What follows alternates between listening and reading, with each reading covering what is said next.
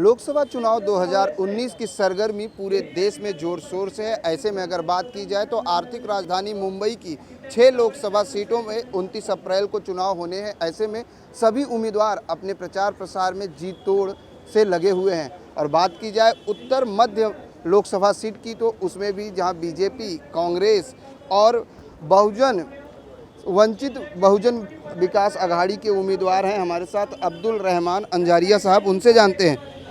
बात की जाए उत्तर मध्य मुंबई, क्योंकि बीचों बीच की मुंबई है और 6 सीटों पर चुनाव हो रहे हैं और आप उत्तर मध्य मुंबई से चुनाव लड़ रहे हैं, क्या प्रमुख मुद्दे होंगे? क्योंकि लोग जो है, जहां एक तरफ बीजेपी अपनी तरफ विकास के मुद्दे पर मैदान में है, कांग्रेस जो है भ्रष्टाचार को लेकर खोलती हुई बोल रही है कि हम भ्रष्टाचार के खिलाफ हैं, इसलिए चुनाव में। आपका क्या प्रमुख एजेंडा होगा?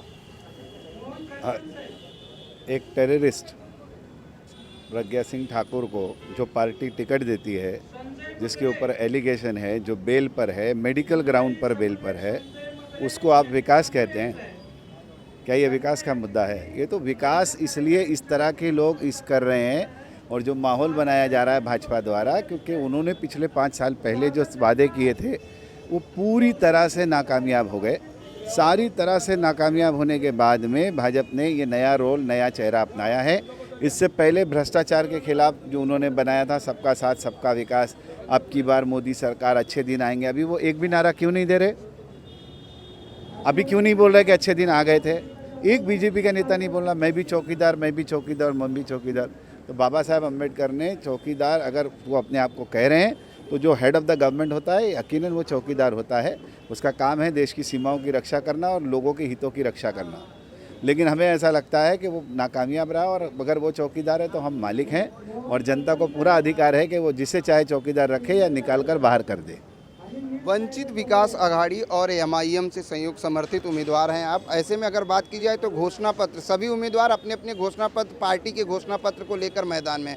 आपकी पार्टी के प्रमुख घोषणा पत्र में क्या क्या मुख्य बिंदु है? जैसे अगर कांग्रेस की बात करें तो 72,000 रुपये किसानों को दिए जाएंगे। बीजेपी की बात की जाए तो 6,000, राम मंदिर, तमाम ऐसे जो है प्रमुख मुद्दे रखे गए हैं, वही लेकर वो मैदान में उतरे हैं। आपकी पार्टी और आपकी अगर बात की जाए तो आपके घोषणा पत्र में क्या प्रमुख मुद्दे होंगे? हमारे घोषणा पत्र में जो सबसे पहली बात है वो ये है संविधान को बचाना। जो लोग, मनुवादी लोग, संविधान को ख़त्म करने के चक्कर में हैं, हमने देखा कि भारत की पार्लियामेंट के बाहर संविधान को जलाया गया। और जो अपने आप को बहुत बड़ी विपक्ष पार्टी कहती है कांग्रेस, उस पर किसी लीडर ने कुछ नहीं कहा, सिर्फ एक लीडर ने ट्वीट किया। तो सबसे पहला ये जो वंचित बहुजन आघाड़ी इसका नाम है, ये बहुजन समाज और मुस्लिम समाज, लिंगाई समाज और धनकर समाज, आदिवासी, किसान, जो लोग सत्ता से और अपने अधिकार से वंचित रहे हैं, ये उनकी पार्टी है। और उन सभी लोगों ने मिलकर के अब तक इन दोनों सरकारों को जिताया है, चाहे वो भाजपाई सरकार हो या कांग्रेसी सरकार हो। तो हमारा जो मैनिफेस्टो है वो सबसे पहला है कि संविधान को बचाना, बाबा साहेब अम्बेडकर के बनाए हुए संविधान को बचाना, उसकी रक्षा करना। दूसरा जो है हमारा है वो free education from KG to PG, KG से लेकर पोस्ट ग्रेजुएट तक हमारे यहाँ पर फ्री एजुकेशन की सुविधा होगी। तीसरा ये हमारे यहाँ पर हेल्थ का इशू है कि आप देख रहे हैं कि मुंबई शहर में जो सरकारी अस्पताल है उसमें 10 से 12 आईसीयू बेड होते हैं। 130-150 लाख लोगों की आबादी है, वहाँ पर मुश्किल से पूरे बॉम्बे शहर में 200 या 250 आईसीयू के बेड होंगे, जिसमें 30 से 40 वेंटिलेटर होंगे। तो इतनी बड़ी आबादी में जो सरकारें 70 सालों में इसका इंतज़ाम नहीं कर पाई, तो हेल्थ हमारा एक सब्जेक्ट है। दूसरा जो है फार्मर सुसाइड का सब्जेक्ट है। हम ये नहीं कहते कि हम ये माफ़ करेंगे, वो माफ़ करेंगे। हम ये कह रहे हैं कि हमारी सरकार ऐसे कदम उठाएगी, बाबा साहब अम्बेडकर साहब प्रधानमंत्री बनाए जाएंगे और ऐसे कदम उठाएंगे कि इस देश में किसी भी किसान को खुदकुशी करने की ज़रूरत नहीं पड़ेगी। अगर उत्तर मध्य मुंबई लोकसभा सीट की बात करें तो आप प्रचार प्रसार कर रहे हैं बड़े जोरों शोरों में। ऐसे में क्या प्रमुख मुद्दे लगे हैं? किन चीज़ों पर अब तक जो है ध्यान नहीं दिया गया है? आपको लगा कि क्या बड़ी समस्याएं है जिसको यहाँ पर अगर आपको जनता चुनकर देती है तो सबसे पहले प्राथमिकता आप उसको देंगे? जो सबसे पहले हमारी प्राथमिकता ये है कि लोगों को अवेलेबल रहना। यहाँ के जो 2 बड़े कैंडिडेट हैं अपने आप को कहने वाले, प्रिया दत्त और प्रमोद महाजन की बेटी पूनम महाजन, ये दोनों के दोनों जो है वो वंशवान से आते हैं। दोनों के दोनों को, ये एक अपने बाप के नाम से आ रही है और दूसरी जो है वो अपने पिताजी और माँ के नाम से आ रही है। ये दोनों के दोनों, एक को 7.5 साल लोगों ने मतलब ये मानते हैं कि उत्तर मध्य मुंबई में सिर्फ वंशवाद की राजनीति अब तक चल रही है। वंशवाद की राजनीति चल रही थी, लेकिन अब बहुजन समाज, वंचित समाज, धनकर समाज, मुस्लिम समाज इसे चलने नहीं देगा। अब वंशवाद की राजनीति से उत्तर मध्य मुंबई के लोगों को आज़ादी मिलने जा रही है। आने वाले 29 तारीख को लोग अपना बटन दबाएंगे और बताएंगे कि हमारा नेता कौन होगा, हमारा मेंबर ऑफ पार्लियामेंट कौन होगा, ये हम डिसाइड करेंगे। कोई वंशवाद, किसी का बाप, किसी के बाप माँ, वो लोग डिसाइड नहीं करेंगे। बिल्कुल लोग बटन दबाएंगे, लेकिन प्रचार के दौरान जब लोग आपसे मिलते हैं तो क्या क्या समस्याएं बता रहे हैं, कब तक क्या क्या नहीं हुआ है? पहली समस्या यही बता रहे हैं कि हमने 5 सालों में कभी अपने सांसद को देखा ही नहीं, और हमने ये बात अपने मैनिफेस्टो में कही है कि हमारे पास 6 विधानसभा क्षेत्र है और हम 6 दिन हफ्ते में जो है वो 6 विधानसभा में होंगे और 7वें दिन जो है वो अपने घर होंगे। क्योंकि आप ये कहें कि मैं 24 घंटे समर्पित करूंगा और घर वालों को अवॉइड करें तो गलत है। हमने ये कहा है कि हफ्ते में 6 दिन जो है हम 6 विधानसभा के दफ्तरों में अवेलेबल होंगे पार्टी के, चाहे वो MIM की हो, चाहे वो भाजपा की हो, चाहे वो धनकर समाज की हो, या और जो संगठन हमें साथ दे रहे हैं हम उनके साथ होंगे। अंजरिया साहब, अगर बात की जाए तो जिस लोकसभा सीट से आप लड़ रहे हैं, इसमें सबसे बड़ी समस्या हमारे सर्वे के हिसाब से स्लम का है। लोग स्लम वाले ज़्यादा हैं और उनके विकास को लेकर कई बार उलझने अटकी, चाहे वो भारत नगर की बात की जाए या कुर्ला में बात की जाए, ऐसे तमाम जगहों की बात करें।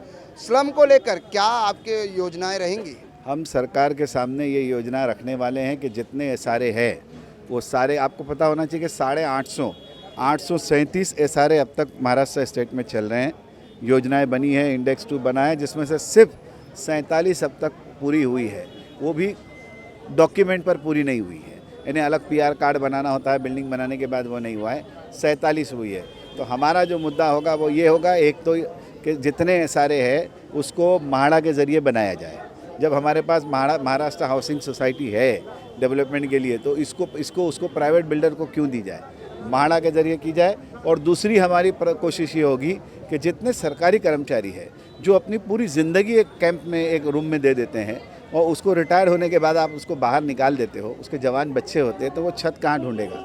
इतनी पेंशन और इतना उसको फंड नहीं मिलता कि वो घर खरीद सके। तो हम ये पूरी कोशिश करेंगे कि सरकारी कर्मचारियों को जिस निवास में वो रहते हैं उनको वही निवास रहने दे दिया जाए। ये मामला हम ज़रूर ज़ोरों शोर से उठाएंगे। अगर बात की जाए तो राजनीति की बात करें तो आज लोग जातिवाद और भाषावाद पर राजनीति कर रहे हैं। ऐसे में अगर अंजारिया साहब कहा जाए तो किस तरह से लोगों को जागृत करेंगे कि आज जातिवाद से उठकर आप वोट करें? देखिए, हमारी लड़ाई जो है ना, ये जाति की नहीं है। हमारी लड़ाई, हम जात के लिए बिल्कुल नहीं लड़ रहे। हम जितने वंचित लोग हैं ये सब गरीब लोग हैं और ये गरीबों की आवाज़ के लिए लड़ाई है। ये हर उस ब्राह्मण के लिए भी आवाज़ है, हर उस बहुजन की व्यक्ति के लिए भी, बहुजन समाज के व्यक्ति की भी आवाज़ है, हर उस मुस्लिम व्यक्ति की आवाज़ है, हर उस सिख व्यक्ति की आवाज़ है, हर उस ईसाई व्यक्ति की आवाज़ है जो अपने हक से वंचित किया गया है। आप समझिए, ये जो बहुजन वंचित आघाड़ी है, ये वंचित का मतलब है महरूम। ये वो मुसलमान, वो दलित, वो हिंदू, वो ब्राह्मण, वो सारे लोग, जिन लोगों को उनके अधिकार से वंचित रखा गया है, उन सारे लोगों की पार्टी है। ये किसी एक समाज या समुदाय की विशेष की पार्टी नहीं है। अवैसी साहब की एक बुलंद आवाज़, अवैसी साहब जो है, बैरिस्टर अवैसी साहब की एक बुलंद आवाज़ है। उन्होंने हिंदुस्तान के मुसलमानों पर हो रहे मजालिम के ख़िलाफ़ एक आवाज़ उठाई है और उनकी आवाज़ पर भी जो है वो सारे मुसलमान अब उनकी तरफ लब्बैक कहते हुए आगे बढ़ रहे हैं। चुनाव में अब 5 से 7 दिन बचे हैं, ऐसे में किस तरह से कन्विंसिंग की जा रही, जनता तक किस तरह से पहुंच रहे हैं अंजारिया साहब? जनता तक अपने तरीके से पहुंच रहे हैं और कल से हमारी पदयात्राएं, लोगों के मिलना, सोशल मीडिया, वो सारी चीज़ों का प्रयोग किया जा रहा है। और बहुत जल्दी जो है वो बांद्रा कुर्ला कॉम्प्लेक्स में हमारी सबसे बड़ी रैली होने जा रही है, जिसमें हम अपनी शक्ति प्रदर्शन करेंगे कि देखिए, जब समाज को न्याय नहीं मिलता है तो तपती धूप में वो खड़े होकर के किस तरह से इंसाफ के लिए हुकूमत के सामने खड़ा होता है। अपने मतदार संघ के वोटरों से किस तरह से अपील करेंगे वोट के लिए? वही हम उनसे यही अपील कर रहे हैं कि आपका मेंबर ऑफ पार्लियामेंट आपने चुनकर दिया, इंशाल्लाह तो बिल्कुल आपके साथ रहेगा। आपकी गली से लेकर दिल्ली तक के सारे मसाइल को हल करने की कोशिश की जाएगी।